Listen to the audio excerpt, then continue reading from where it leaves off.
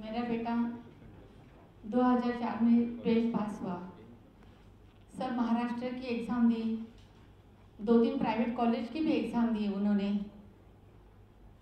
लेकिन private college का क्या नाटक रहता है मुझे बाद में पता चला।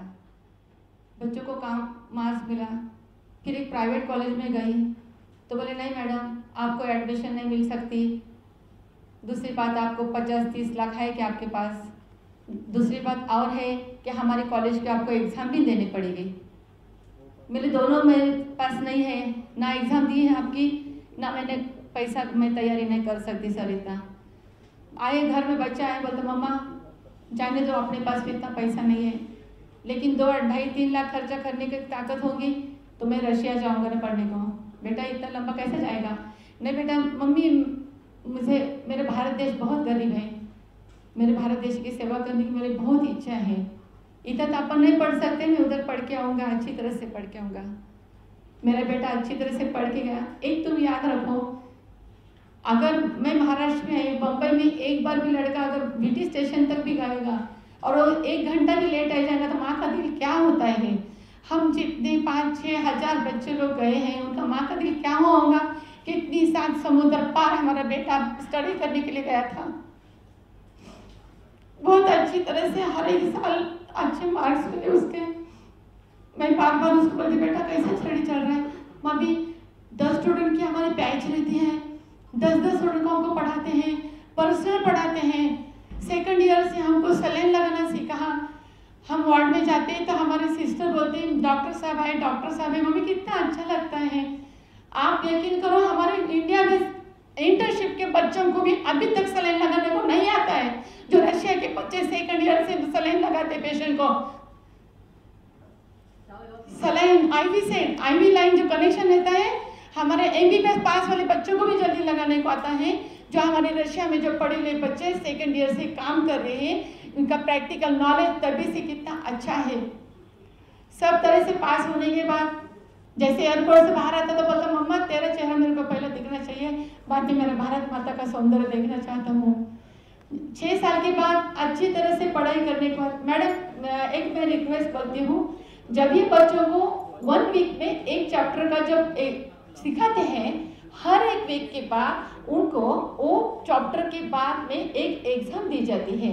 वो चैप्टर में उनको कम से कम 3 या 3.5 मार्क जब तक नहीं मिलेंगे तब तक उनका एवरेज के बाद उनको परीक्षा में बैठने नहीं देते हैं। तो बच्चा हर एक वीक में हार्ड वर्क करके लाइफ 1 साल के बाद हार्ड वर्क करने के 5 अबाउट 3.5 चाहिए। अभी जब एवरेज निकलता है बाद में साल के बाद उनको परमिशन देते हैं कि आप एग्जाम में बैठ सकते हैं, जो रशिया में रूल है। तो इतना हार्ड वर्क करने के बाद बच्चा आया, पहली बार उसने एग्जाम दिया तो सफलता नहीं मिली, हमको ये पता नहीं था। ठीक है बेटा अच्छा तरह से पढ़ाई नहीं की होगी। फिर उसको गौतम नगर में, जो आज भी कितने सारे गौतम नगर में बैठे रहते हैं, उधर क्लासेस भी रहते हैं। 6 महीने बाद 6 महीने का फीस भरने के बाद 6 महीने घर का रहना खाना पीना इतना खर्चा करने के बाद फिर उसको हासिल नहीं मिली। फिर उसने दिया, 4 बार एग्जाम देने के बाद 5वीं बार बच्चा बोलता मम्मा मैं अभी एग्जाम नहीं दूंगा।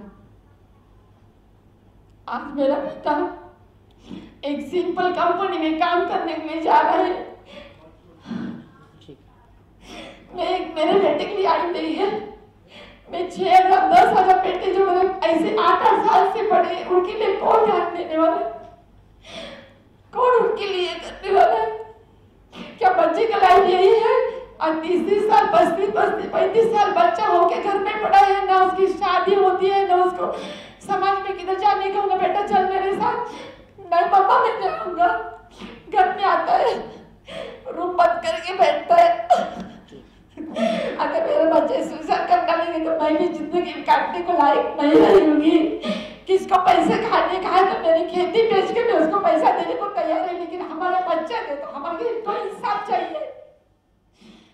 4 बार पैसा परीक्षा देने के बावजूद तो बच्चा क्यों नहीं पास हुआ? उसका कारण अगर सरकार नहीं दे सकती तो हमारे बच्चे को, सारे बच्चों को इंसाफ चाहिए। हमारे सारे बच्चों को इधर इंडिया में रहने की ताकत आनी चाहिए। मेरे बेटा नहीं आपने इंडिया में नहीं हमने रिस्पेक्ट रखते, तू चले जा, तेरे को जिधर जाना जा, मैं कैसा भी पैसा मैनेज करूंगी, तू न्यूजीलैंड जा, ऑस्ट्रेलिया जा।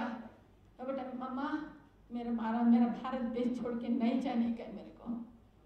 एक तरफ बोलते कि भारत में सब डॉक्टर सिस्टर की जरूरत है, दूसरी तरफ बोलते बच्चों को तुम गेट आउट। ये क्या अंग्रेज लोग हैं क्या हमारे बच्चों को हकलने की कोशिश कर रहे हैं? तो डायरेक्ट हकलो ना। ये ऐसा नाटक क्यों करे पैसे का? क्यों नाटक करे? हर 6 महीने के बच्चों को डिप्रेस कर रहे।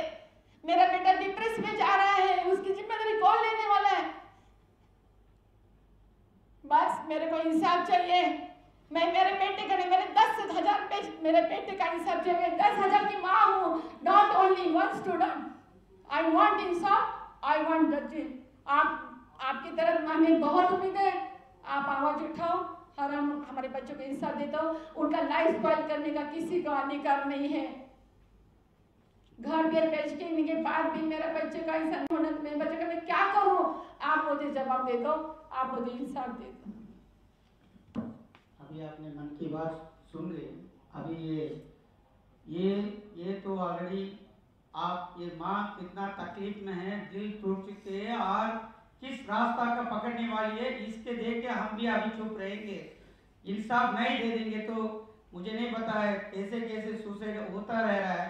अब सुसाइड होने के लिए इस देश में नहीं रहते हैं, इस देश में जीने के लिए हैं। हर कोई का हक है जीने के लिए।